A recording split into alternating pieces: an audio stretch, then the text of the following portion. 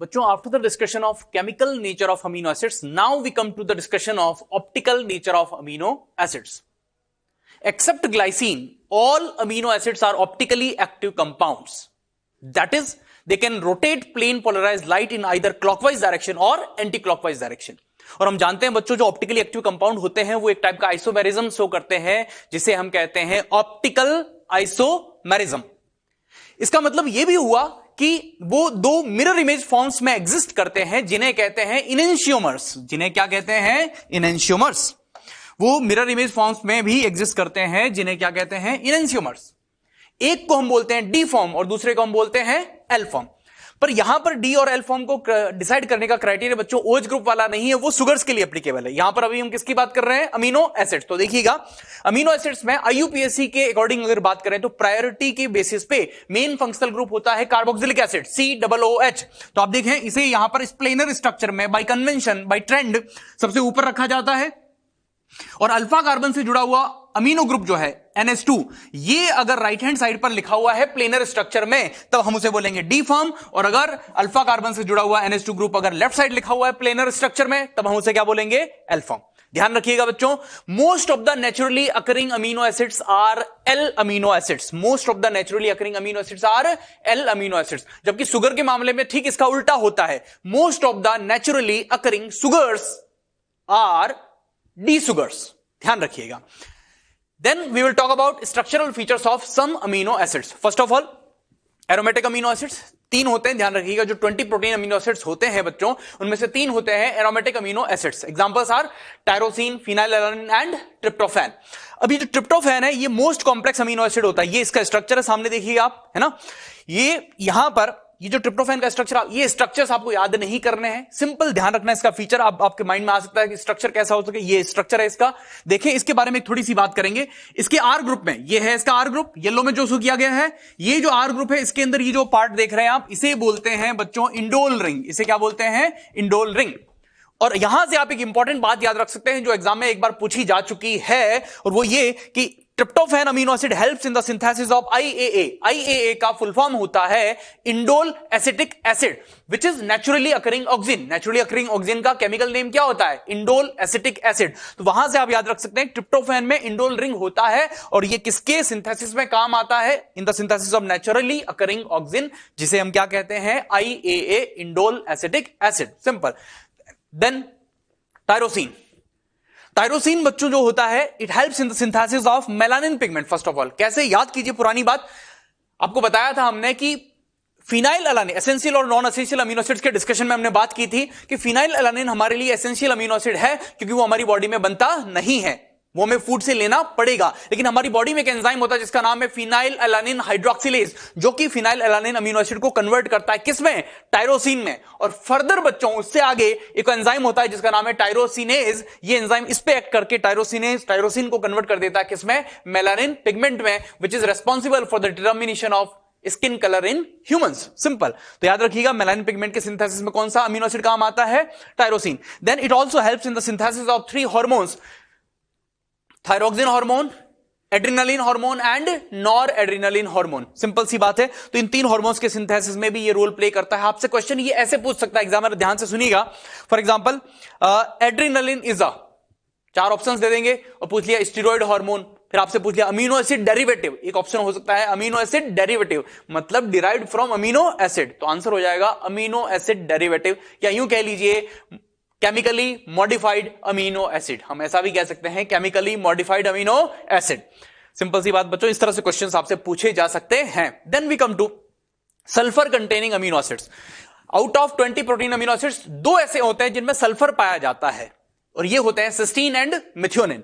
Cysteine and methionine, ये है cysteine का स्ट्रक्चर, ये है मिथ्योनिन का स्ट्रक्चर. ये है इनका आर ग्रुप. ये क्या है बच्चों? इनका आर ग्रुप. अगर इनके आर ग्रुप में आप देखें बच्चों, तो ये जो SH है, ये SH को यहां पर बोलते हैं थायोल ग्रुप. क्या बोलते हैं बच्चों? Thiol group. थायो जहां भी आए आप समझ लीजिएगा मीनिंग है सल्फर. ओके. ओल का मतलब होता है एल्कोहल. हम OH को बोलते हैं ओल ग्रुप और एल्कोहल ग्रुप. तो यहां SH है तो उसे बोलेंगे थायोल ग्रुप. सिमिलरली यहां पर ये देखें आप SCH 3 है, इसे बोलते हैं बच्चों थायोईथर। क्या बोलते हैं बच्चों? थायोईथर। आप ऑर्गेनिक केमिस्ट्री में पढ़ेंगे OCH3 आए तो इसे बोलते हैं ईथर। OCH3 को क्या बोलते हैं? ईथर। लेकिन अगर SCH3 है तो उसे क्या बोलते हैं? थायोईथर। सिंपल सी बात, ठीक है। दोनों क्या होते हैं? Sulphur containing amino acids. Then we come to heterocyclic amino acids. Heterocyclic amino acids के एग्जांपल्स हो जाएंगे प्रोलिन एंड हिस्टिडीन। क्या मीनिंग है हेट्रोसाइक्लिक का? ये ऐसे अमीनो एसिड्स हैं जिनमें जो रिंग पाया जाता है, रिंग स्ट्रक्चर में है ना, मोर than one type of atoms होंगे। फॉर एग्जांपल इस स्ट्रक्चर को आप देखें, यहां पर क्या है? ये कार्बन, ये कार्बन, कार्बन, कार्बन, लेकिन ये क्या है? नाइट्रोजन। तो यहां पर रिंग में more than one type of atoms है, carbon and nitrogen. That is why it is a heterocyclic amino acid. Simple. ये स्ट्रक्चर्स याद नहीं रखने बच्चों, हम ये बातों को समझने के लिए स्ट्रक्चर्स का सहारा ले रहे हैं, दैट्स इट, ताकि आपको आसानी से बात समझ में आ जाए।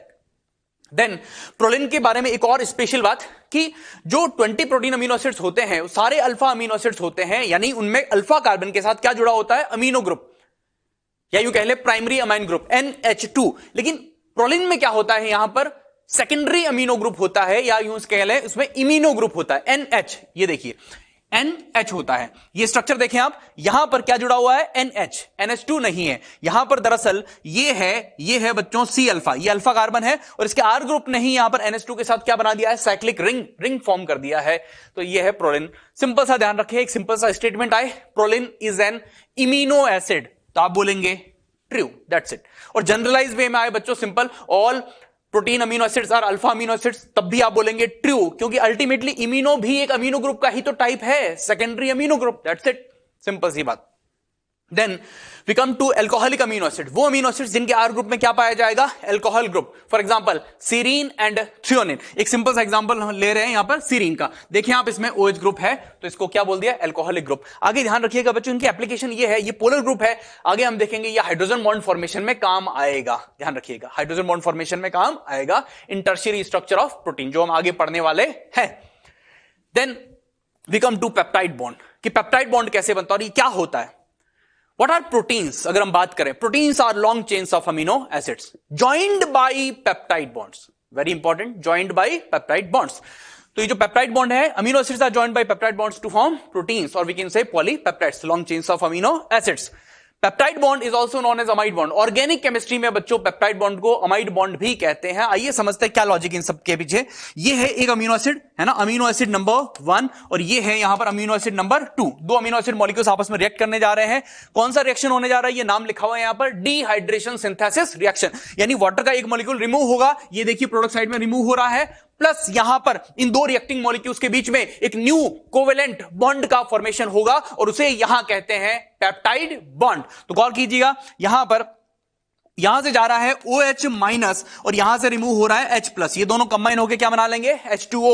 जब यहां से OH माइनस जाएगा तो बच्चों इस कार्बन पर आएगा प्लस C प्लस, और इस N पर आएगा C माइनस। C प्लस और N माइनस के बीच में ये देखिए बच्चों, ये यहां पर क्या बनेगा? न्यू बॉन्ड, जिसका नाम क्या है? Peptide bond. ऑर्गेनिक केमिस्ट्री के पॉइंट ऑफ व्यू से बात करें बच्चों, तो CONH2 जब कंपाउंड होता है उसे हम बोलते हैं अमाइड। आप पढ़ेंगे प्राइमरी अमाइड, ओके। लेकिन यहां पर अगर इस एक H को रिमूव कर दिया जाए, उसकी जगह एक अल्काइल ग्रुप जोड़ दिया जाए, तो इसे हम बोलते हैं सेकेंडरी अमाइड ग्रुप। तो आप गौर कीजिएगा, इसे क्या बोलते हैं? Secondary amide group. और इसे आप देखें, ये सेकेंडरी अमाइड ग्रुप हमें यहां पर नजर आ रहा है। इसलिए सिंपल सी बात ध्यान रखें बच्चों, साइंटिस्ट लोग यहां पर पेप्टाइड बॉन्ड को एक और नाम देते हैं। क्या नाम देते हैं? अमाइड बॉन्ड, सिंपल सी बात। Then we come to structures of protein molecules. Protein molecules exhibit 4 levels of structure called as primary, secondary, tertiary and quaternary। क्या होते हैं? आइए वन बाय वन समझते हैं। सबसे पहली बात, प्रोटीन्स क्या होते हैं? आपके NCERT बुक में चैप्टर नंबर 9 बायोमोलिक्यूल्स में सेक्शन 9.4 पहला ही लाइन आपको मिलेगा, proteins are polypeptides. Proteins are polypeptides. क्या मीनिंग है? Proteins are polypeptide chains. अब पॉलीपेप्टाइड चेन क्या होता है? सिंपल सा मीनिंग है बच्चों, long chain of amino acids is called as a polypeptide chain. अच्छा, कितने अमीनो एसिड्स होंगे उसमें? तो जनरलाइज क्राइटेरिया ये है बच्चों, 10 से ज्यादा अमीनो एसिड्स होने चाहिए। उस पॉलीपेप्टाइड चेन को हम क्या बोलेंगे? उस चेन को हम क्या बोलेंगे? Polypeptide chain. अगर 2 to 10 तक अमीनो एसिड्स हैं तो अब उस चेन को हम बोलते हैं oligopeptide chain. Oligo means few, oligopeptide chain या सिंपली पेप्टाइड चेन। और अगर 10 से ज्यादा है तो उसे हम क्या बोलते हैं? Polypeptide chain. सिंपल।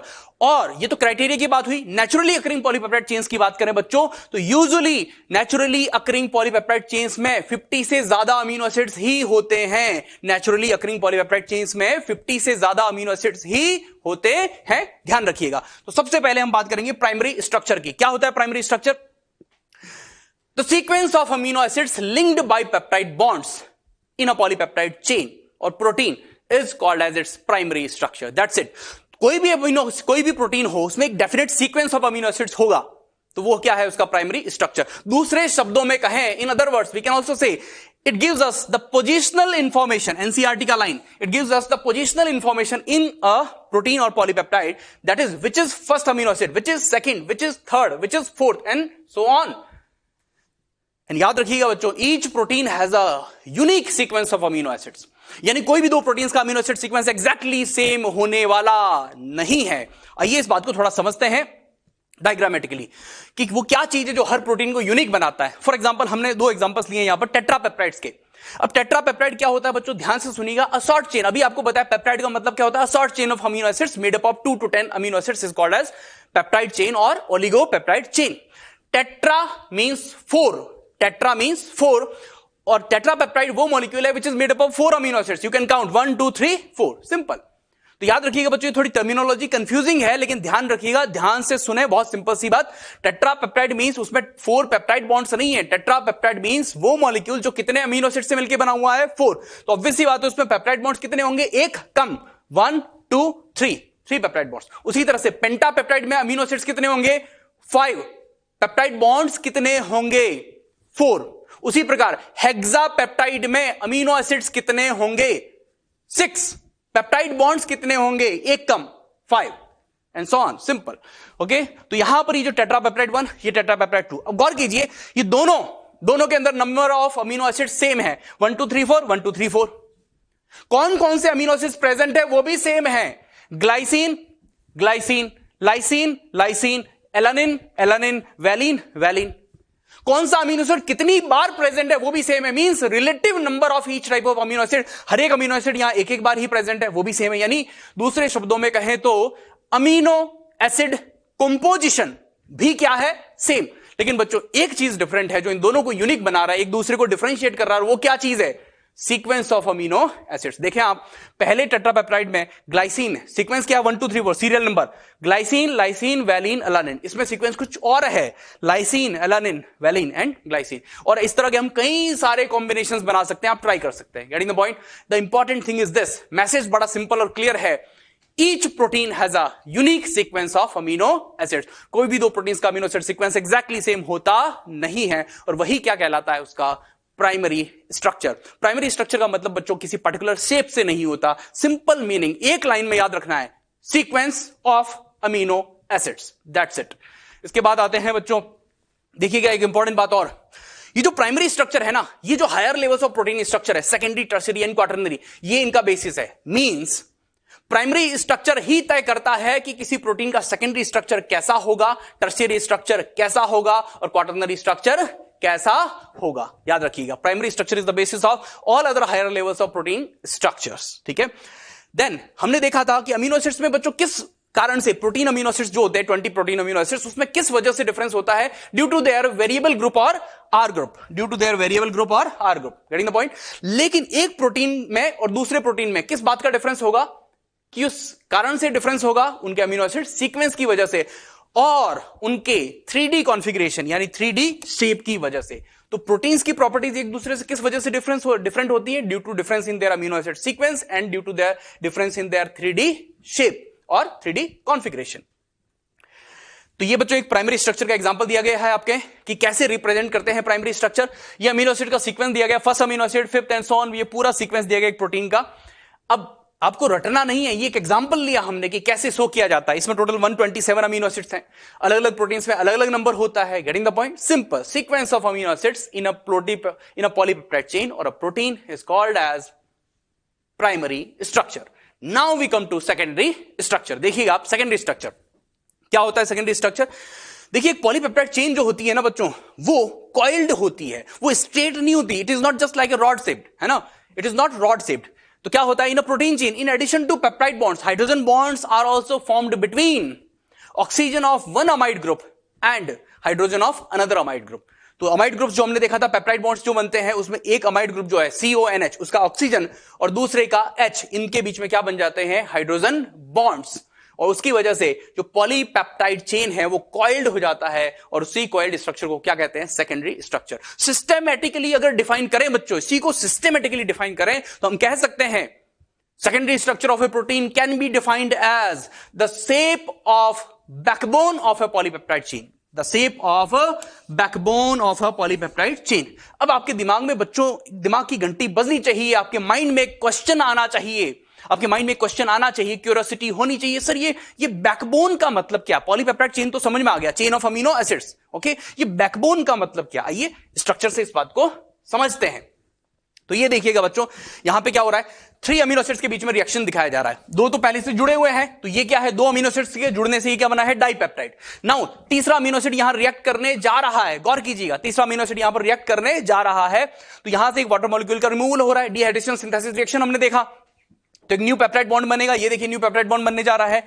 इंपॉर्टेंट बात ये है बच्चों याद रखिएगा जब भी लॉन्ग पॉलीपेप्टाइड चेन बनता है तो पहले अमीनो एसिड का काम आता है कार्बोक्सिलिक एसिड ग्रुप, जो किसके साथ रिएक्ट करता है दूसरे के अमीनो ग्रुप के साथ, सिमिलरली दूसरे का कार्बोक्सिलिक तीसरे के अमीनो ग्रुप के साथ रिएक्ट करता है, तीसरे का कार्बोक्सिलिक चौथे के अमीनो के साथ, चौथे अमीनो एसिड का कार्बोक्सिलिक पांचवें अमीनो एसिड के अमीनो ग्रुप के साथ रिएक्ट करता है, और इस तरह से ये प्रोसेस आगे चलता जाता है। तो देख रहे हैं आप दूसरी बात, तो ये जो चेन आप देख रहे हैं इसमें आप देखिए ये जो येलो और ग्रीन में शो किया गया है वो क्या है बच्चों आर ग्रुप्स, क्या है वो आर ग्रुप्स, जबकि ये जो पर्पल कलर में शो किया गया है वो है कॉमन ग्रुप्स, वो है कॉमन ग्रुप्स जो सारे अमीनो एसिड में पाए जाते हैं, और इसी से क्या बनता है यही क्या फॉर्म करते हैं, देखिए आप क्या लिखा हुआ है बैकबोन, यही क्या फॉर्म करते हैं बैकबोन, ये क्या है साइड चेन्स। तो आर ग्रुप्स के अलावा जो पार्ट है पॉलीपेप्टाइड चेन में उसी को हम बोलते हैं बैकबोन ऑफ पॉलीपेप्टाइड चेन। आइए अब अमीनो एसिड्स के जनरलाइज स्ट्रक्चर को एक बार वापस याद कीजिए, ये देखिए ये हम पहले देख चुके हैं generalise structure of protein amino acids. तो हमने देखा था कि बच्चों ये वाला जो पार्ट है वो क्या होता है सब में कॉमन, बस क्या चीज डिफरेंट होती है, ये डिफरेंट होता है R group. Getting the point? तो ये इन सारे एटम्स से इन सारे ग्रुप से जो पार्ट बनता है पॉलीपेप्टाइड चेन का उसे हम कहते हैं backbone of a polypeptide chain. तो वापस देखिए उस स्ट्रक्चर को, ये देखिए वापस आ गया, ये पर्पल में जो पार्ट दिखाई दे रहा, पर्पल कलर में जो पार्ट दिखाई दे रहा वो क्या है बैकबोन ऑफ पॉलीपेप्टाइड चेन। हम जब सेकेंडरी स्ट्रक्चर की बात करते हैं we are not concerned about the positions of these R groups in 3D space. We are just concerned about the shape of this polypeptide backbone. That's it. That is what is called as secondary structure. तो अब scientist लोगों ने एक technique होती है बच्चों experimental technique जिसका नाम होता है एक्स-रे क्रिस्टलोग्राफी। टेक्निक का नाम क्या है एक्स-रे क्रिस्टलोग्राफी। इस टेक्निक की हेल्प से साइंटिस्ट लोगों ने पता किया और पता लगाया कि प्रोटीन्स के अंदर जो पॉलीपेप्टाइड चेन्स होती हैं वो उनकी backbone 2 different types of shapes में मिलती हैं।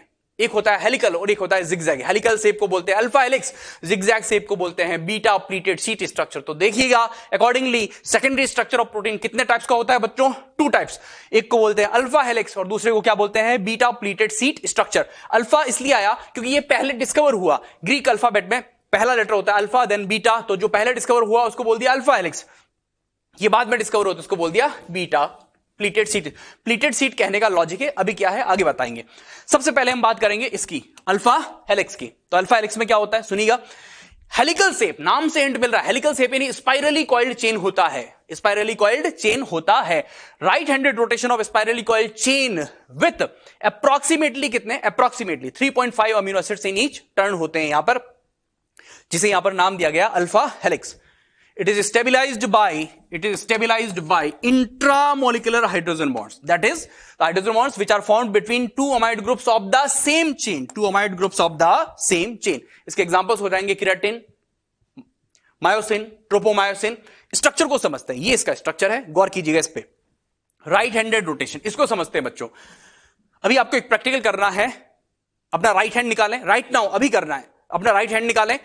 ये जो फिंगर्स की कर्लिंग है, direction of curling of fingers, इसके अलोंग अगर हम हेलिकल यहां पर मूव करेंगे तो आप कहां जाएंगे, ऊपर की तरफ। देखें आप, तो जैसे ही आपने ये यहां पर फिंगर्स की कर्लिंग, राइट हैंड लिया, फिंगर्स की कर्लिंग को देखेंगे आप, तो anti clockwise direction of curling of fingers, anti clockwise. जब एंटी क्लॉकवाइज जाएंगे तो आप कैसे जाएंगे, up the helix, you will move up the helix. और यही राइट हैंड ही है भी, राइट हैंड को ही मैं अगर ऐसे उल्टा कर दूं, ये राइट हैंड है, राइट हैंड को ही उल्टा कर दे, तो अब कर्लिंग ऑफ फिंगर्स का डायरेक्शन क्या है, कर्लिंग ऑफ फिंगर्स का डायरेक्शन अब क्या है बच्चों, क्लॉकवाइज। तो क्लॉकवाइज जाएंगे तो कैसे जाएंगे, नीचे। ऐसे हेलिक्स को बोलते हैं बच्चों राइट हैंडेड हेलिक्स। और प्रोटीन्स में पाए जाने वाले सारे अल्फा हेलिक्सेस, ध्यान रखिएगा बच्चों, एनसीईआरटी का लाइन है, कैसे होते हैं, राइट हैंडेड हेलिसेस होते हैं। तो यहां पर ये राइट हैंडेड हेलिक्स है, क्योंकि देखें ये राइट हैंड कर्लिंग, फिंगर्स का कर्लिंग का डायरेक्शन देखिए यहां पे कैसा है, एंटी क्लॉकवाइज। तो एंटी क्लॉकवाइज मैनर में जब हम जा रहे थे, we will go up this helix, simple. यहां पर ईस्ट टर्न में एग्जैक्टली बात करें, एग्जैक्टली अगर बात करें तो कितने अमीनो एसिड्स होंगे बच्चों, ये देखें आप, 3.66 अमीनो एसिड एग्जैक्टली। अप्रोक्सीमेटली हम क्या बोल सकते हैं, 3.55 अप्रोक्सीमेटली, ओके। और इंट्रामोलिकुलर हाइड्रोजन बॉन्ड देखना है आपको, ये देखिए ये है एक CONH ग्रुप, ये देखिए एक अमाइड ग्रुप है यहां पर, ये NH, और ये दूसरा अमाइड ग्रुप है, ये देखिए आप, ये दूसरा अमाइड ग्रुप, इसका CO, ये O पर होता है डेल्टा नेगेटिव, और इस H पर है डेल्टा पॉजिटिव। यहां इनके बीच में क्या बन गया है, हाइड्रोजन बॉन्ड। क्या कहां बना, बिटवीन टू डिफरेंट चेन्स और within the same chain, within the same chain, that is why intramolecular hydrogen bonding. याद रखिएगा, alpha helix is stabilised by intramolecular hydrogen bonding. Then example की बात करें तो केराटिन, अल्फा केराटिन जो है कई सारे स्ट्रक्चर्स में पाया जाता है। फॉर एग्जाम्पल बच्चों, hairs, nails, hooves of animals, their horns, claws of carnivorous animals like lion, getting the point. इन सब में क्या होता है, अल्फा केराटिन। इसकी विशेषताओं की बात करें तो ये फाइब्रस नेचर का होता है, यानी स्ट्रक्चर, मॉलिक्यूलर स्ट्रक्चर जो है फाइबर लाइक इसका होता है, टफ होता है, resistant to digestion, easily digestion नहीं होता इसका, स्क्लेरोप्रोटीन मींस टफ होता है और स्ट्रक्चरल रोल प्ले करता है, simple. Then we come to second type of secondary structure, जिसका नाम है beta pleated sheet structure. Beta क्योंकि बाद में डिस्कवर हुआ था अल्फा हेलिक्स से, इसलिए सिंपल। प्लीटेड सीट का सिंपल सा मीनिंग बच्चों, प्लीटेड वर्ड का मतलब होता है फोल्डेड, प्लीटेड वर्ड का सिंपल सा मीनिंग होता है फोल्डेड, फोल्डेड सीट। तो हम ऐसा कह सकते हैं folded seat structure, just like curtains. घरों में कर्टेन्स आपने देखे ही हैं, ऑब्वियस सी बात है। कर्टेन्स में जो फोल्ड्स होते हैं उन्हें बोलते हैं प्लीट्स ऑफ कर्टेन्स। क्या बोलते हैं बच्चों, प्लीट्स ऑफ कर्टेन्स। तो उसी से नाम आ गया pleated sheet structure, that's it. तो देखिए आप, पॉलीपेप्टाइड बैकबोन, यहां पर पॉलीपेप्टाइड बैकबोन किस शेप में है, जिगजैग शेप में है, जिगजैग शेप में है। और यहां पर 2 और more polypeptide chains are held together by, ये इंपॉर्टेंट बात है, इंटरमोलिकुलर हाइड्रोजन बॉन्डिंग। कौन सा, वहां पर कौन सा था अल्फा हेलिक्स में, इंट्रामोलिकुलर, यहां कौन सा है, intermolecular, between 2 different polypeptide chains. Example इसका हो जाएगा बच्चों silk protein, which is called as fibroin. Silk fibres जो होते हैं, वो जो प्रोटीन है उसका नाम क्या है, फाइब्रोइन। उसमें हमें बीटा प्लीटेड सीट स्ट्रक्चर देखने को मिलता है, और ये कुछ ऐसा होता है, गौर कीजिएगा। ये है सी अल्फा कार्बन, ये अगेन है सी अल्फा कार्बन, ये अगेन है सी अल्फा कार्बन। उसी तरह से यहां ये दूसरा पॉलीपेप्टाइड चेन है, इसमें भी है ये सी अल्फा, और ये भी क्या है, सी अल्फा, ये भी क्या है, सी अल्फा। अब देखिए आप, ये CONH ग्रुप एक पॉलीपेप्टाइड चेन का दूसरे के अमाइड ग्रुप के साथ बॉन्डिंग कर रहा है। इस पर है पार्शियल नेगेटिव चार्ज और इस पर क्या है, partial positive charge. Simply because 2 different polypeptide chains के बीच में हाइड्रोजन बॉन्डिंग हो रही है, तो इसे हम क्या बोलेंगे, intermolecular hydrogen bonding, that's it. इतना सा ध्यान रखना है। और पॉलीपेप्टाइड बैकबोन का शेप कैसा है बच्चों, जिगजैग शेप होता है। After the discussion of secondary structure, now we come to tertiary structure of proteins. क्या होता है समझिएगा बच्चों, tertiary structure means overall folding of a polypeptide chain, या यूं कह लें complete 3D shape of one polypeptide chain. Complete 3D shape of one polypeptide chain is called as its tertiary structure. तो क्या होता है, रिप्रेजेंट्स ओवरऑल फोल्डिंग, ये एक पॉलीपेप्टाइड चेन की ओवरऑल फोल्डिंग। ध्यान से सुनिएगा, ओवरऑल का मतलब क्या है, इसको समझते, एक एक शब्द समझने वाला है। ओवरऑल का मतलब है बच्चों, हमने सेकेंडरी स्ट्रक्चर की जब बात की तो हमने आर ग्रुप्स को छोड़ दिया, आपने गौर किया था, हमने आर ग्रुप्स को छोड़ दिया, हमने उसकी बात नहीं की, हमने सिर्फ किसके शेप की बात की थी, पॉलीपेप्टाइड बैकबोन। लेकिन जब हम टर्शियरी स्ट्रक्चर की बात करेंगे तो हम उन आर ग्रुप्स को भी इंक्लूड करेंगे, हम उन आर ग्रुप्स को भी इंक्लूड करेंगे। तो हम क्या बोल सकते हैं, complete 3D shape of one polypeptide chain is called as tertiary structure of a protein, that's it. And on the basis of tertiary structure, proteins are broadly classified into 2 types. कौन कौन से बच्चों, fibrous and globular. Okay, so proteins are broadly classified into 2 types, fibrous and globular, on the basis of their tertiary structure. Fibrous proteins have comparatively simple tertiary structure, have comparatively simple tertiary structure, have complex tertiary structure. इनका tertiary structure कैसा होता है और कैसे दिखते हैं, overall shape कैसा होता है इनका, long, thin and coiled just like fibers, okay, whereas these are roughly spherical in shape. Globular का मतलब ही होता है spherical, कैसे exactly spherical नहीं लेकिन roughly spherical in shape just like hollow woolen ball. आपने देखा होगा दादी नानी जो है स्वेटर बुनती है तो जो ऊन का गोला होता है वो कैसा दिखता है, जस्ट लाइक दैट, है ना, जस्ट लाइक होलो वूलन बॉल स्ट्रक्चर इसका होता है. ये होते हैं वाटर में इनसॉल्युबल जबकि ये होते हैं वाटर में सॉल्युबल. ये मेनली स्ट्रक्चरल रोल्स प्ले करते हैं जबकि ये मेनली ये कई सारे different types of diverse functions perform करते हैं. एग्जांपल से बात समझ में आ जाएगी. अल्फा केराटिन अभी थोड़ी देर हमने पहले बात की, वो स्ट्रक्चर फॉर्मेशन में रोल प्ले कर रहा है, हेयर्स के फॉर्मेशन में, नेल्स के फॉर्मेशन में, एनिमल्स में हूज के फॉर्मेशन में, हॉर्न्स के फॉर्मेशन में, क्लॉज के फॉर्मेशन में, ये सारे स्ट्रक्चरल रोल्स हैं. ओके, सिल्क फाइबर जो है, सिल्क वॉर्म जो होता है उसका जो है ना ककून के फॉर्मेशन में काम आ रहा है, स्ट्रक्चरल रोल फॉर्मेशन है ना, स्ट्रक्चरल रोल प्ले कर रहा है. जबकि इनकी बात करें, एग्जांपल्स हो जाएंगे बच्चों जो ग्लोबुलर प्रोटीन्स है, enzymes, very important examples. Most enzymes are proteins, और वो कैसा, उनका शेप के बेसिस पे, टर्शियरी स्ट्रक्चर के बेसिस वो कैसे प्रोटीन्स होते हैं, globular proteins. And enzymes play the role of catalysing reactions. Okay, then haemoglobin. Haemoglobin is the molecule responsible for transporting oxygen in blood. Insulin is a proteinaceous hormone which controls blood glucose levels.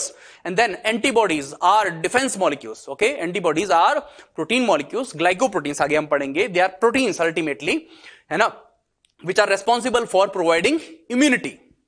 So diverse functions हैं. तो functionally ज्यादा diverse कौन होते हैं बच्चों, याद रखिएगा, fibrous proteins या globular. Answer is globular. Then अगर हम बात करें tertiary structure जो है, मेजोरिटी ऑफ द प्रोटीन्स जो है प्रोटोप्लाज्म में वो क्या एग्जिबिट करते हैं, टर्शियरी स्ट्रक्चर. मेजोरिटी इसलिए बोला क्योंकि कुछ ऐसे भी होते हैं जो क्वाटरनरी स्ट्रक्चर शो करते हैं, हायर लेवल, और है ना मेजोरिटी जो है टर्शियरी स्ट्रक्चर एग्जिबिट करते हैं. This is absolutely necessary for their function. Bonding की बात करें बच्चों तो टर्शियरी स्ट्रक्चर में कौन कौन से बॉन्ड्स होते हैं, ये सारे बॉन्ड्स होते हैं. पेप्टाइड बॉन्ड जो पहले से ही है ना, then hydrogen disulphide, ionic and hydrophobic bonds. इनका वन बाय वन डिस्कशन करेंगे. पेप्टाइड बॉन्ड किसके बीच में बनता है, ध्यान से सुनिएगा बच्चों. एक अमीनो एसिड का कार्बोक्सिलिक ग्रुप अल्फा कार्बन से जुड़ा हुआ और दूसरे का अमीनो ग्रुप, इनके बीच में रिएक्शन से बनता है. ओके, नाउ लेकिन अब हम किसकी बात करने वाले हैं, bonds formed between R groups of amino acid. शब्दों पे ध्यान दे, bonds formed between R groups of amino acids. तो ध्यान से सुने कौन कौन से बॉन्ड्स होंगे. हाइड्रोजन बॉन्ड होगा, हाइड्रोफोबिक बॉन्ड्स होंगे, डाइसल्फाइड बॉन्ड होगा एंड आयनिक बॉन्ड होगा. वन बाय वन डिस्कशन करते हैं. सबसे पहले हाइड्रोजन बॉन्ड. देखिए हाइड्रोजन बॉन्ड जो हमने सेकेंडरी स्ट्रक्चर में बात की थी बच्चों, ध्यान से सुनिएगा, वो था between amide groups, between amide group of between one amide group and another amide group. वो अमाइड ग्रुप्स के बीच में था.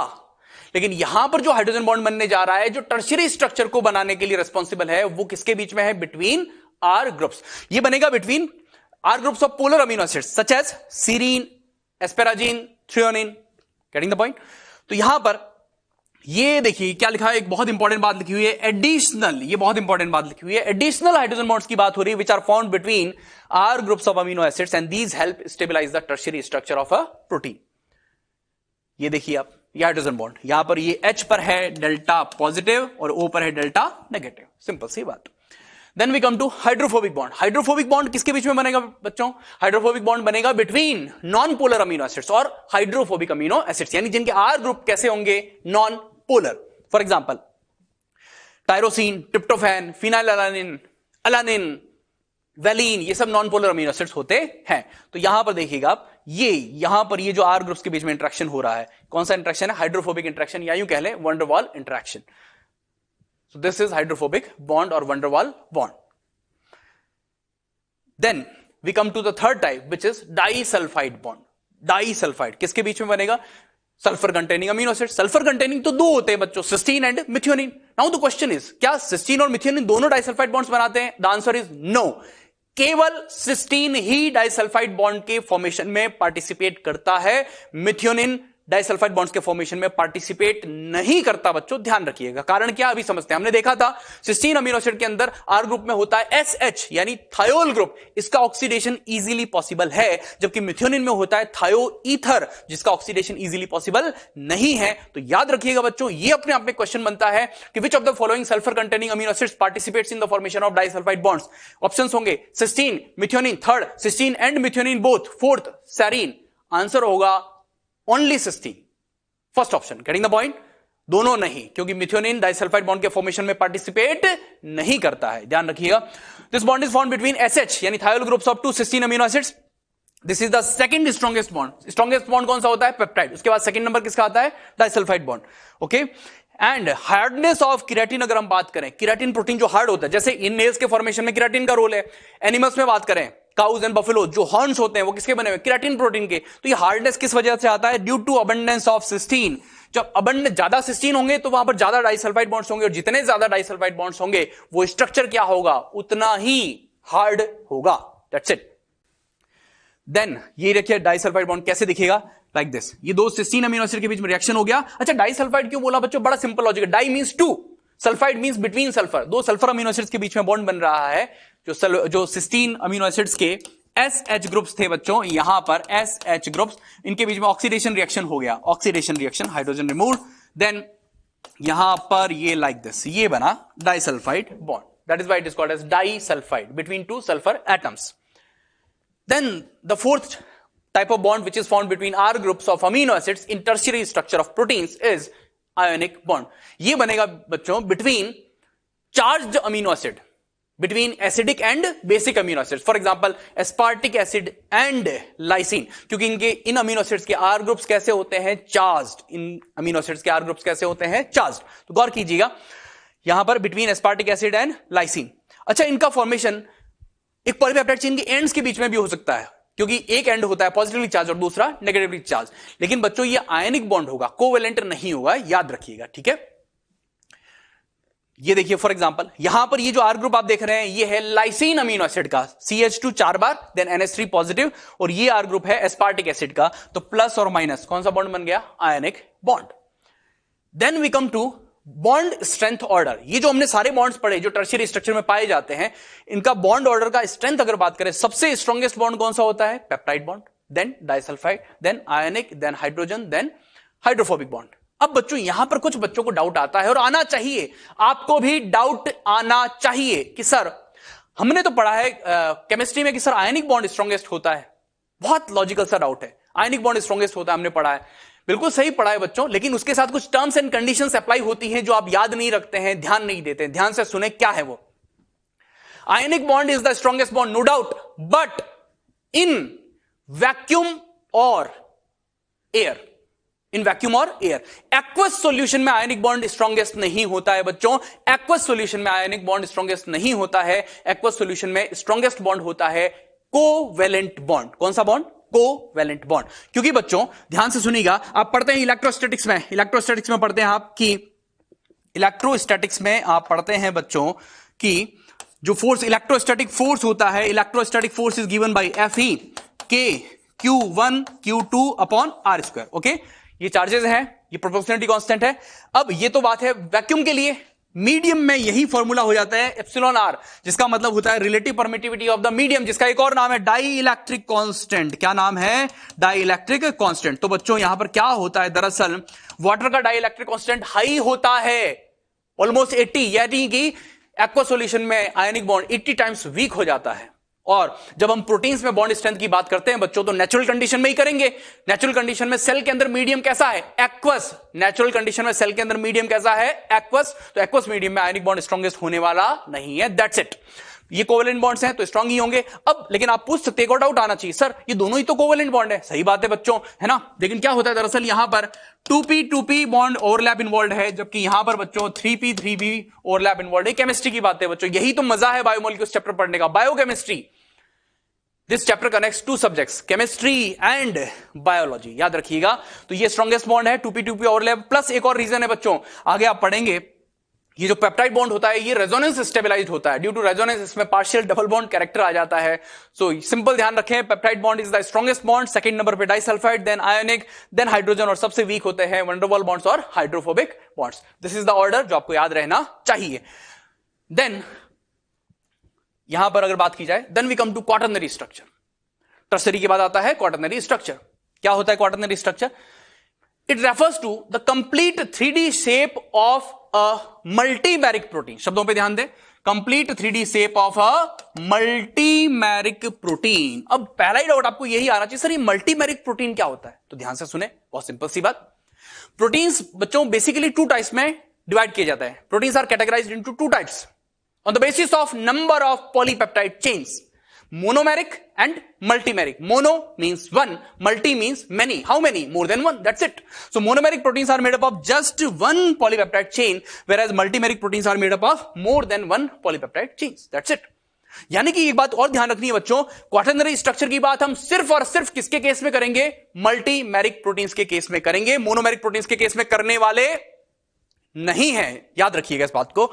यहां पर इसके एग्जांपल्स हो जाएंगे ribonuclease enzyme and myoglobin which is found in muscles, और मल्टीमेरिक के एग्जांपल्स हो जाएंगे haemoglobin protein which is found in RBCs, red blood cells, and insulin.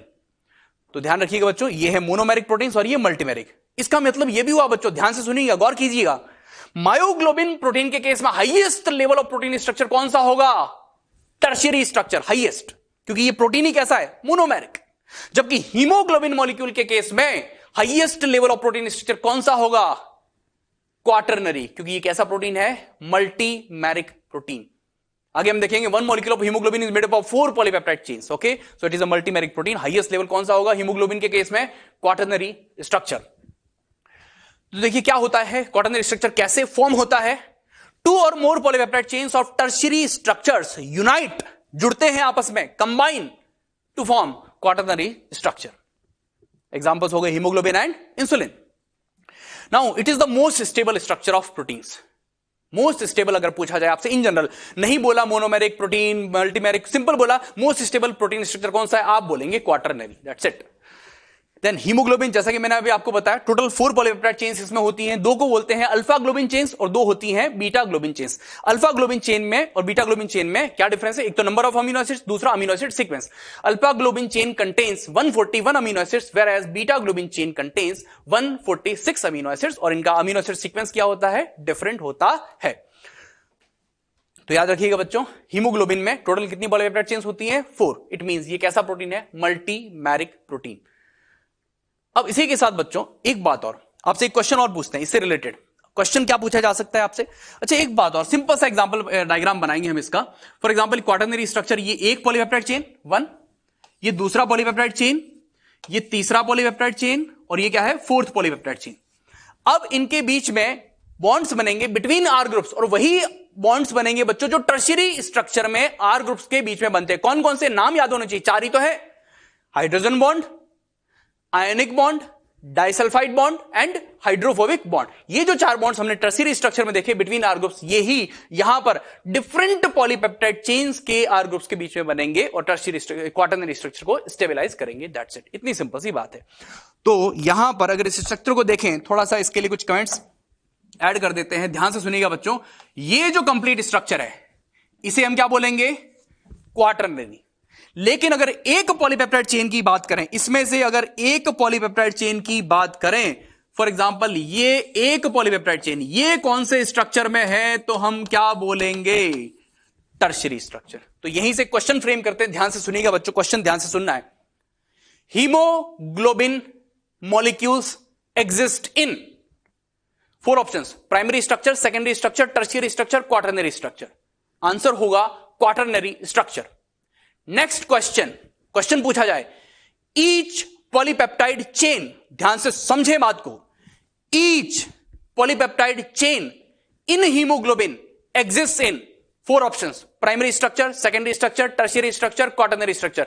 आप बोलेंगे टर्शियरी स्ट्रक्चर। ये हर एक पॉलीपेप्टाइड चेन कौन से स्ट्रक्चर में? टर्शियरी। और ये सारी टर्शियरी स्ट्रक्चर की जो चेन्स है 4, ये मिलकर के क्या बना रही है? Quaternary structure. That's it. Most complex structure कौन सा हुआ? क्वाटरनरी। मोस्ट स्टेबल भी कौन सा होगा? क्वाटरनरी, क्योंकि मैक्सिमम नंबर ऑफ बॉन्ड्स किसमें होंगे? ऑब्वियस सी बात है, क्वाटरनरी स्ट्रक्चर में। That is why most stable कौन सा होगा? क्वाटरनरी। ये ऑर्डर ऑफ स्टेबिलिटी होगा, most stable quaternary, then tertiary, then secondary and then primary. That's it बच्चों, ये ऑर्डर होगा।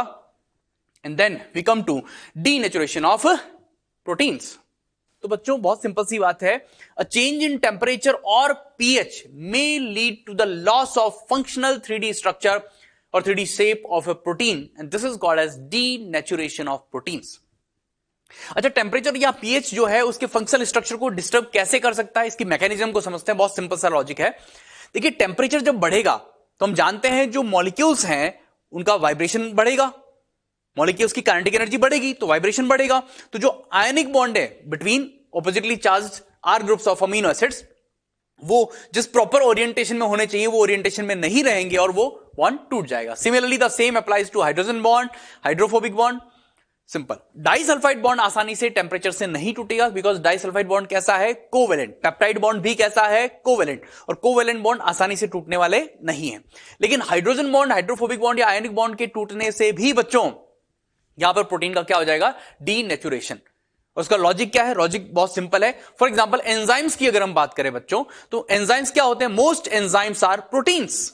मोस्ट एंजाइम्स आर प्रोटीन्स, और उनका जो फंक्शन होता है वो उसके 3D शेप पर ही डिपेंड करता है। एंजाइम में एक स्पेसिफिक पार्ट होता है जिसका नाम होता है बच्चों एक्टिव साइट। अभी एक्टिव साइट क्या चीज है समझते हैं। कुछ सर्टेन पर्टिकुलर अमीनो एसिड्स जो दूर दूर होते हैं, लेकिन फोल्डिंग की वजह से वो पास पास आ जाते हैं और उन आर ग्रुप्स के बीच में क्या बन जाती है? बॉन्डिंग। और वहां पर बाइंड करेगा एक स्पेसिफिक मॉलिक्यूल जिसे हम बोलते हैं सबस्ट्रेट ऑफ दैट एंजाइम। और एंजाइम के जिस पार्ट में वो सबस्ट्रेट बाइंड करता है, एंजाइम के उस पार्ट को हम क्या कहते हैं? Active site. This active site is obviously formed by certain amino acids. तो यहां पर जब वो बॉन्ड्स टूट जाएंगे तो एक्टिव साइट का शेप चेंज हो जाएगा। जब एक्टिव साइट का शेप चेंज हो जाएगा तो सबस्ट्रेट बाइंड नहीं कर पाएगा, यानी एंजाइम अपना फंक्शन परफॉर्म नहीं कर पाएगा। एंजाइम का फंक्शन क्या होता है? Catalysis, to speed up a chemical reaction. वो ये काम नहीं कर पाएगा अगर उसका स्ट्रक्चर क्या हो गया? डिस्टर्ब। इसी को हम कहते हैं डीनेचुरेशन ऑफ प्रोटीन्स। और यही काम पीएच भी कर सकता है, change in pH. For example, every protein has a specific 3D functional structure at a certain pH. अगर पीएच में चेंज हो जाए, पीएच में चेंज क्या इफेक्ट डालेगा बच्चों? बहुत सिंपल सी बात, अगर पीएच डिक्रीज हो जाए यानी एसिडिक पीएच, तो यानी कि H+ आयन कॉन्सेंट्रेशन क्या हो जाएगा? बढ़ जाएगा। और अगर पीएच इंक्रीज कर जाए यानी बेसिक हो जाए, यानी तो H+ आयन कॉन्सेंट्रेशन क्या हो जाएगा? मीडियम में डिक्रीज।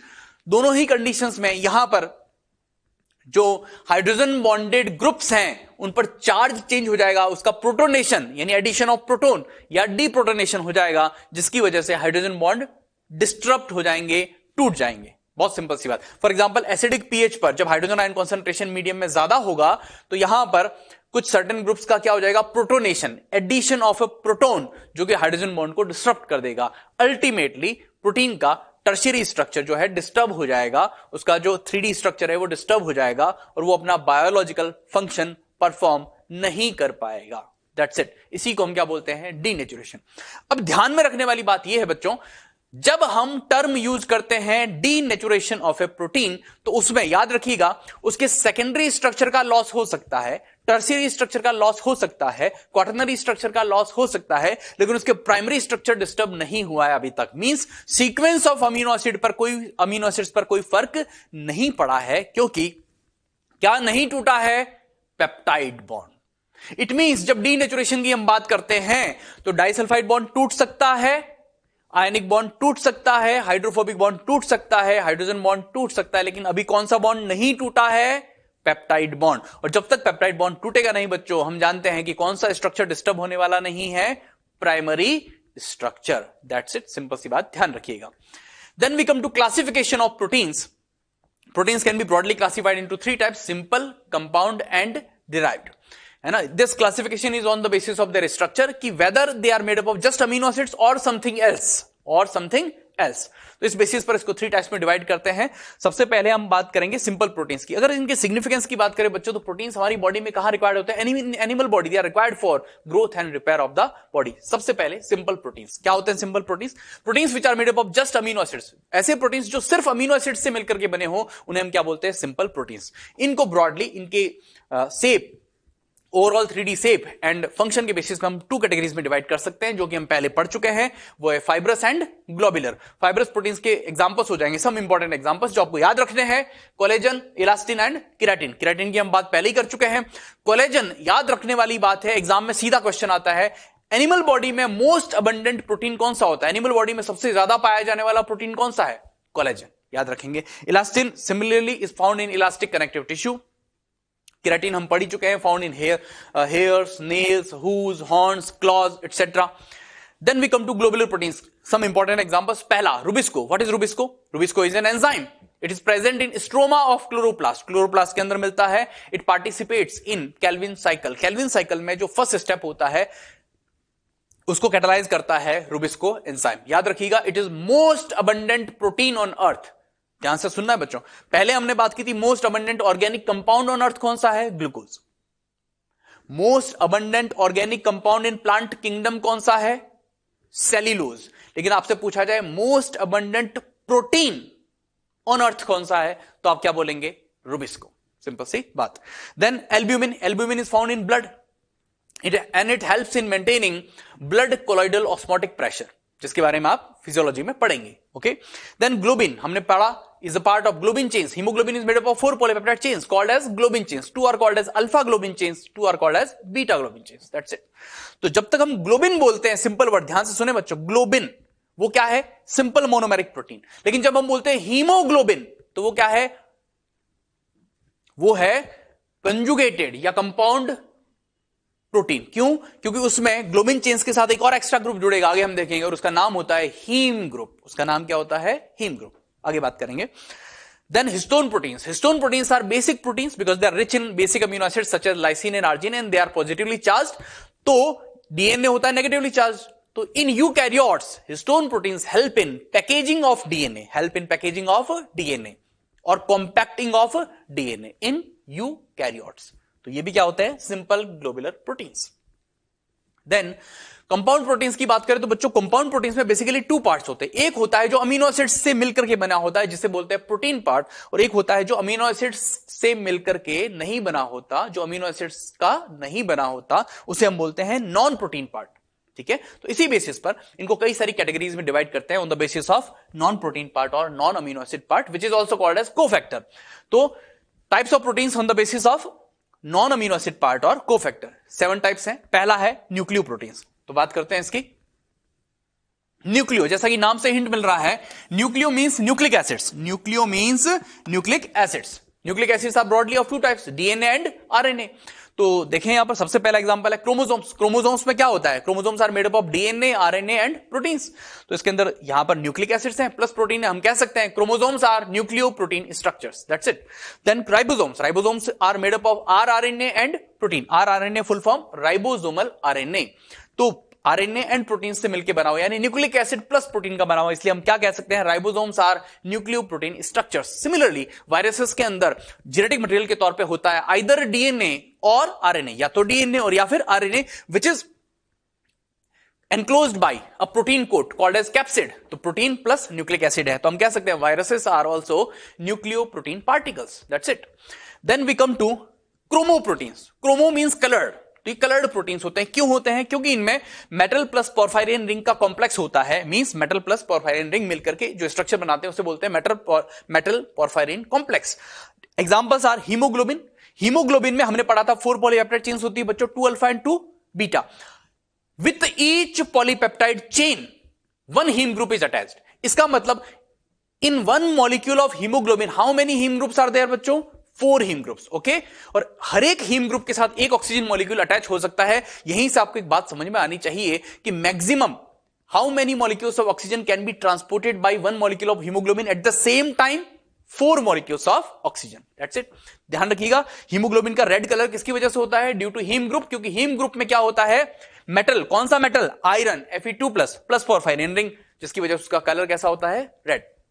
सिमिलरली और भी प्रोटीन्स होते हैं जिनका नाम होता है साइटोक्रोम्स। अभी साइटोक्रोम्स क्या होते हैं बच्चों? Cytochromes are oxidising enzymes which participate in various chemical reactions of cellular respiration process. Okay, ये ऑक्सीडाइजिंग एंजाइम्स होते हैं। इनमें भी जो कोफैक्टर है वो क्या होता है, मेटल पोरफायरिन कॉम्प्लेक्स, यानी हीम ग्रुप ही होता है। Haem group, porphyrin plus iron हो तो उसे हम बोलते हैं हीम ग्रुप। ओके, तो यहां पर भी सेम ही है। फिर आप सोचेंगे सर डिफरेंस क्या? डिफरेंस है यहां पर जो पॉलीपेप्टाइड चेन है, सीक्वेंस ऑफ अमीनो एसिड्स, वो डिफरेंट है और यहां पर अमीनो एसिड सीक्वेंस डिफरेंट है। तो दोनों का पॉलीपेप्टाइड चेन डिफरेंट है, that is the difference. Okay, then we come to haemocyanin. Haemocyanin is a oxygen transporting molecule found in some invertebrates such as mollusks and some crustaceans. Okay, तो कुछ invertebrates के अंदर ये पाया जाता है जिसका नाम क्या है, हीमोसाइनिन, और इसका कलर कैसा होता है, ब्लू, है ना?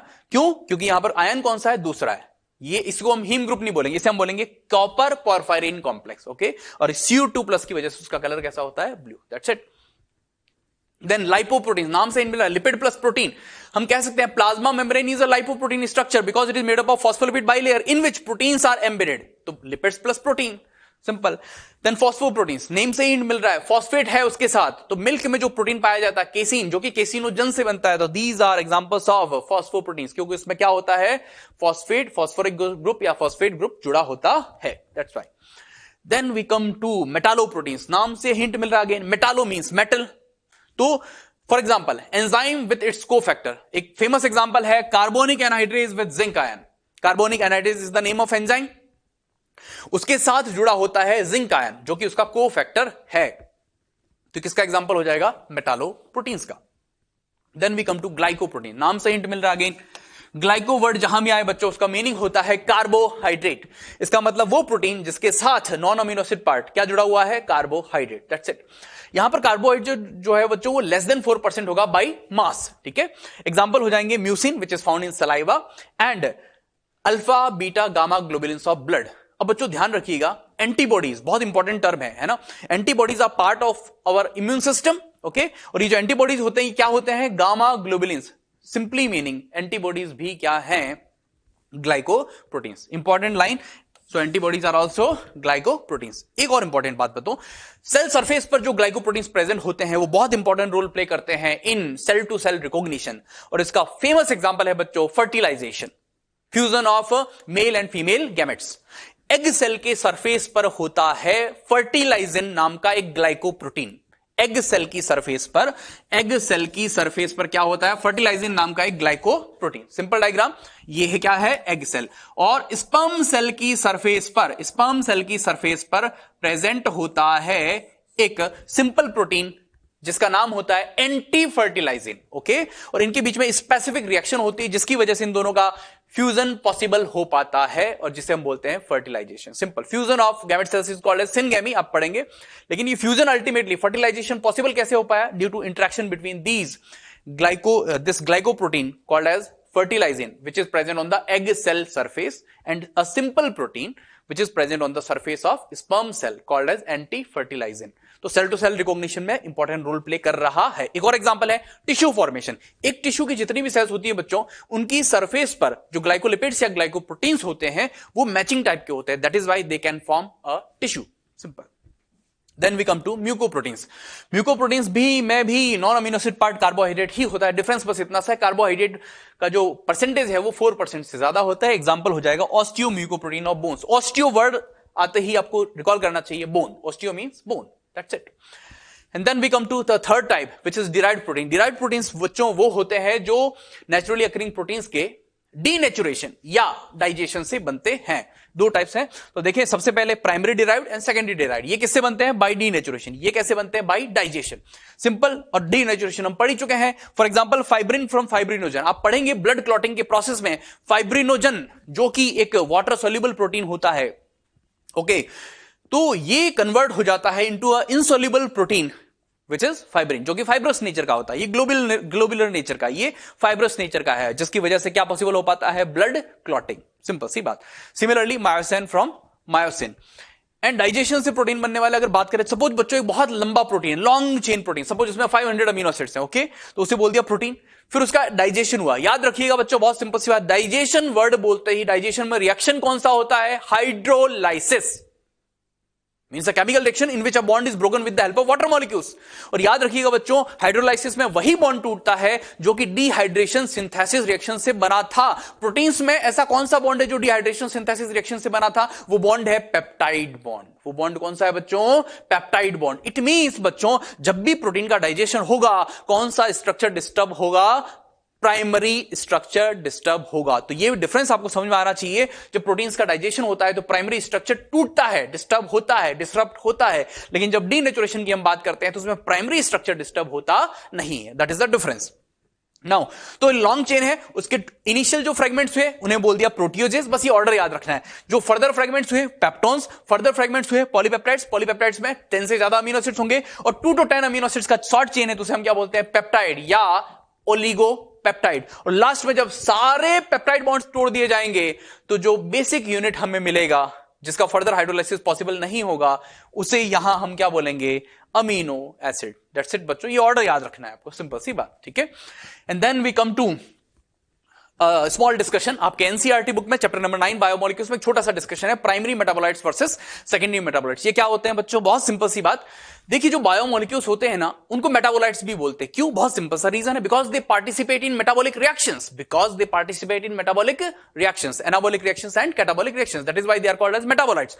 इनको ब्रॉडली 2 टाइप्स में डिवाइड करते हैं, primary metabolites and secondary metabolites. Difference क्या है? टेबल ऑफ फॉर्मेट में दिया हुआ है, देखिए आप। पहला point, these are essential for growth and reproduction of an organism, whereas these are not essential for growth and reproduction of an organism. कौन से? Secondary. These are found in all organisms, these are not found in all organisms.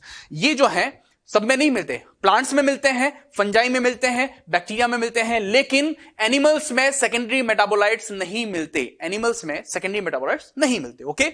Then third, इनका physiological role जो है वो non है, जबकि इनका जो फिजियोलॉजिकल रोल है ना, वो नॉन नहीं है। कुछ का नॉन है ना। द फिजियोलॉजिकल इंपैक्ट ऑफ और role of some secondary metabolites is known, but not all, सबका नहीं, ठीक है।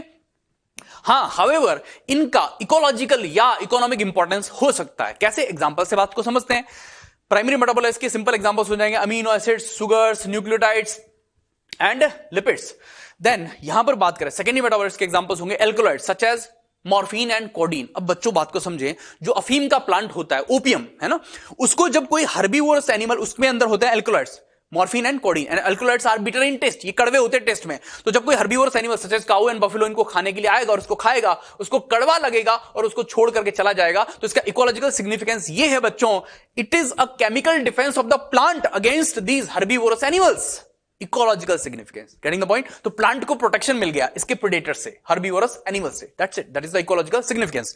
सेकंड, ड्रग्स की बात करें, इसका हमारे लिए अच्छा एक बात और बच्चों, ये एल्कोलॉइड्स भी स्मॉल अमाउंट्स में मेडिसिन के तौर पर भी यूज किए जाते हैं, है ना, इनका मेडिसिनल यूज भी है इन स्मॉल अमाउंट्स।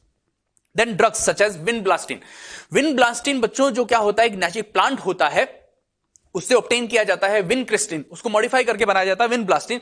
तो ये बेसिकली क्या है? It is anti cancer drug. Anti cancer drug, cancer के ट्रीटमेंट में इस मेडिसिन का, इस ड्रग का यूज किया जाता है। Getting the point. तो हमारे लिए इकोनॉमिक इंपॉर्टेंस है ना, जो फार्मास्यूटिकल इंडस्ट्रीज हैं, ऑब्वियसली बात है इसका इंपॉर्टेंस है।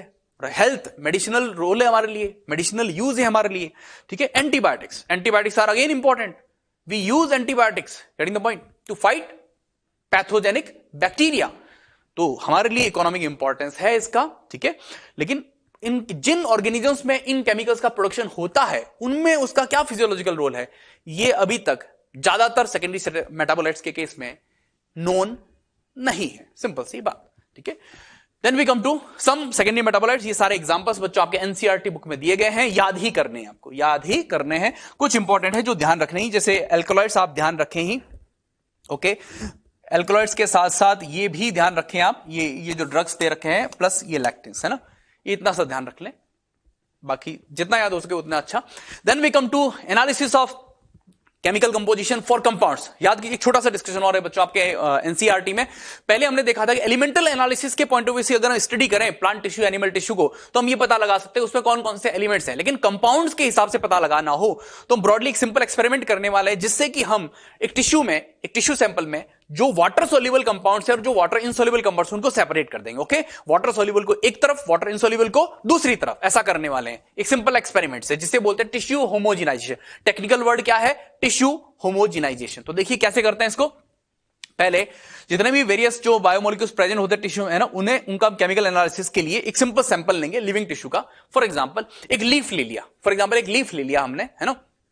फॉर एग्जाम्पल पुदीने की चटनी बना सकते हैं आप, या धनिए की चटनी बना सकते हो, सिंपल है ना। तो लीव्स ले ली, उसको कट कर दिया, फिर उसको ग्राइंडिंग कर रहे हैं हम किसमें? एक वीक एसिड में। वीक एसिड का नाम क्या है? Trichloro acetic acid. Trichloro acetic acid, उसका फॉर्मूला कुछ ऐसा होता है, using a mortar and pestle and we obtain a thick slurry. Mortar pestle आप सभी ने देखा हुआ है घर में, ये होता है मोटर पेसल, गेटिंग द पॉइंट। तो इसके थ्रू जब हम उसकी ग्राइंडिंग करेंगे तो एक थिक पेस्ट बन जाएगा, यानी चटनी बन जाएगी। सिंपल सी बात है। अंग्रेजी में क्या बोला उसको? थिक स्लरी, या क्या बोला? थिक पेस्ट, सिंपल, ठीक है।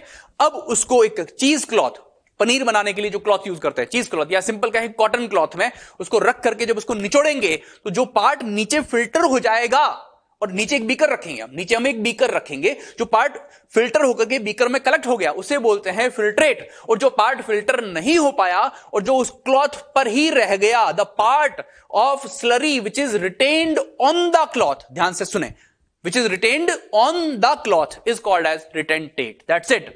तो ध्यान रखें बच्चों, यहां पर दो फ्रैक्शंस की, फिल्ट्रेट को एसिड सॉल्युबल पूल भी बोलते हैं, क्योंकि बच्चों इसमें हमने वीकली एसिडिक मीडियम में ग्राइंडिंग की थी। तो जो एसिड सॉल्युबल पूल है बच्चों, बेसिकली वो क्या है पता है आपको? वो क्या है? Water soluble pool. Water soluble pool, pool का सिंपल सा मीनिंग यहां पर होता है बच्चों फ्रैक्शन। सिंपल सा मीनिंग क्या है? फ्रैक्शन या पार्ट। दूसरा रिटेंटेट को क्या बोलते हैं? एसिड इनसॉल्युबल पूल या एसिड इनसॉल्युबल फ्रैक्शन। और ये एसिड इनसॉल्युबल फ्रैक्शन कैसा होगा? Water insoluble. ये कैसा होगा? Water insoluble. ध्यान रखिएगा, वाटर इनसॉल्युबल, ठीक है। अब एक बात, ये जो एसिड सोल्यूबल पूल है बच्चों, इसके अंदर जितने भी मॉलिक्यूल्स, साइंटिस्ट लोगों ने जब उसका फर्दर एनालिसिस किया केमिस्ट्री की टेक्निक्स अप्लाई करके, तो उनको पता चला उसमें जितने भी सब मॉलिक्यूल्स हैं उनका मॉलिक्यूलर वेट जनरली इस रेंज में 18 to 800, ओके, डाल्टन या एएमयू, एटॉमिक मास यूनिट। और ओवरऑल 1000 से ज्यादा तो कोई है ही नहीं, जनरली इसी रेंज में है, सारे 1000 डाल्टन से कम मॉलिक्यूलर वेट के, और इनको बोला गया micro molecules. Micro means small, ठीक है। एग्जाम्पल्स हो जाएंगे एग्जाम्पल्स इसके हो जाएंगे amino acids, sugars and nucleotides. जबकि रिटेंटेट में जो मॉलिक्यूल्स उनको मिले बच्चों, वो सारे तो नहीं, मोस्ट ऑफ देम वो कैसे हैं? Macro molecules. Macro means large. कितने लार्ज? उनका मॉलिक्यूलर वेट 1000 डाल्टन से ही ज्यादा ही है। लेकिन एक बात और बच्चों, इनमें इस फ्रैक्शन में रिटेंटेट जो है, रिटेंटेट के अंदर इनको माइक्रो मॉलिक्यूल्स का एक कैटेगरी भी मिला, और वो है lipids. Now the question is why? Lipids तो माइक्रो मॉलिक्यूल्स होते हैं, उनका मॉलिक्यूलर वेट 1000 डाल्टन से कम ही है, फिर भी वो यहां रिटेंटेट में मिले। क्योंकि बच्चों यहां पर बेसिकली जो हम ये एक्सपेरिमेंट कर रहे हैं ना, इसमें बेसिकली होता क्या है? वाटर सोल्यूबल एक तरफ हो जाता है और वाटर इनसोल्यूबल दूसरी तरफ हो जाता है। That is the main purpose of this experiment. Getting the point? Water soluble एक तरफ, वाटर इनसोल्यूबल दूसरी तरफ। तो सिंपल सा फंडा ध्यान रखें, फिल्ट्रेट में जो भी सारे मॉलिक्यूल्स हैं वो सारे वाटर सोल्यूबल हैं, और रिटेंटेट में जो सारे मॉलिक्यूल्स हैं वो सारे कैसे हैं? Water insoluble. लिपिड्स कैसे होते हैं? Water insoluble. तो वो किसमें मिलेंगे? रिटेंटेट में। किसमें मिलेंगे? रिटेंटेट में या एसिड इनसोल्यूबल फ्रैक्शन में, ठीक है। और उसका रीजन ये है बच्चों, क्योंकि जब हम टिश्यू की ग्राइंडिंग करते हैं ना, टिश्यू में सेल्स हैं, और हम जानते हैं सेल्स के अंदर मेम्ब्रेन्स है सच एज प्लाज्मा मेम्ब्रेन, और जो ऑर्गेनेल्स है such as endoplasmic reticulum, mitochondria, chloroplast, इन सब की जो मेम्ब्रेन्स हैं, मेम्ब्रेन्स में फॉस्फोलिपिड्स होते हैं। जब इसकी ग्राइंडिंग करते हैं तो ये जो फॉस्फोलिपिड्स हैं दे फॉर्म लार्ज वेसिकल्स, वो लार्ज वेसिकल्स फॉर्म कर देते हैं which are insoluble in water, and that's why सारे लिपिड्स हमें किस फ्रैक्शन में मिलते हैं? रिटेंटेट में मिलते हैं। इतनी सी बात है, ठीक है। So that's all that we discussed. अच्छा, जो बच्चों फिल्ट्रेट है ना, फिल्ट्रेट हमें रफली ये बताता है कि जो साइटोसोलिक कंपोजिशन क्या, साइटोसोल का सिंपल सा मीनिंग होता है liquid part of cytoplasm is called as cytosol, ठीक है। तो विदाउट सेल ऑर्गेनिज्म जो हमें रफली कंपोजिशन बताता है कौन? फिल्ट्रेट, ठीक है। जबकि रिटेंटेट हमें बताता है कि सेल्स के अंदर मैक्रोमोलिक्यूल्स कौन से, such as proteins, polysaccharides, nucleic acid such as DNA and RNA. अच्छा बच्चों, ये तो सब हमने किसका एनालिसिस किया पता है? ऑर्गेनिक कंपाउंड्स का, ठीक है। अब अगर हमें सेल्स में मिलने वाले इनऑर्गेनिक कंपाउंड्स का एनालिसिस करना हो तो उसके लिए हमें एक स्लाइटली डिफरेंट अप्रोच लेना पड़ेगा, और एक स्लाइटली डिस्ट्रक्टिव अप्रोच है वो। क्या करना पड़ेगा? फॉर एग्जांपल हमें पता करना हो कि एक प्लांट की लीफ में कौन कौन से इनऑर्गेनिक न्यूट्रिएंट्स हैं, कौन कौन से इनऑर्गेनिक कंपाउंड्स हैं फॉर एग्जांपल। तो हमें पहले क्या करना पड़ेगा? उस लीफ को लेकर के, तोड़ करके उसको सुखाएंगे हम, है ना, for a week for example. उसको ड्राई किया, एकदम से सनलाइट में छोड़ दिया उसको, वो कंप्लीटली ड्राई हो गया। कंप्लीटली ड्राई होने के बाद, सारा वाटर इवापोरेट करने के बाद, अब उस लीफ को जलाया जाएगा, बर्निंग की जाएगी उसको। तो कंबशन के बाद पीछे क्या बचे? जो सारे कार्बन कंपाउंड्स है वो तो कंबशन के बाद CO2 और H2O की फॉर्म में कहां चले जाएंगे? एटमॉस्फेयर में। पीछे बचती है राख। ओके, पीछे क्या बचती है? राख, जिसे इंग्लिश में क्या बोलते हैं? ऐश। तो ऐश एनालिसिस किया जाएगा और उससे हमें पता चलेगा कि उसके अंदर कौन कौन से इनऑर्गेनिक एलिमेंट्स या कंपाउंड्स हैं, सच एज कैल्शियम, मैग्नीशियम, है ना, सल्फेट्स। ये सारे जो इनऑर्गेनिक कंपाउंड्स है वो हमें किसमें मिलेंगे? ऐश में। तो इस मेथड को क्या बोलते हैं? Ash analysis. So for analysing inorganic compounds present in a tissue sample we need to perform what? Ash analysis. Simple question आपसे पूछा जा सकता है।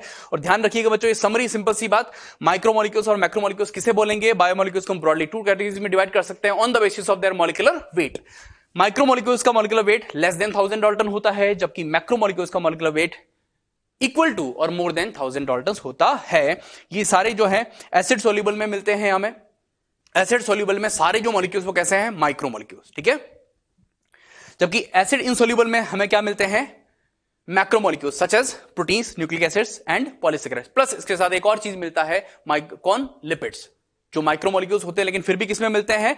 रिटेंटेट में, बिकॉज वो कैसे होते हैं? Water insoluble.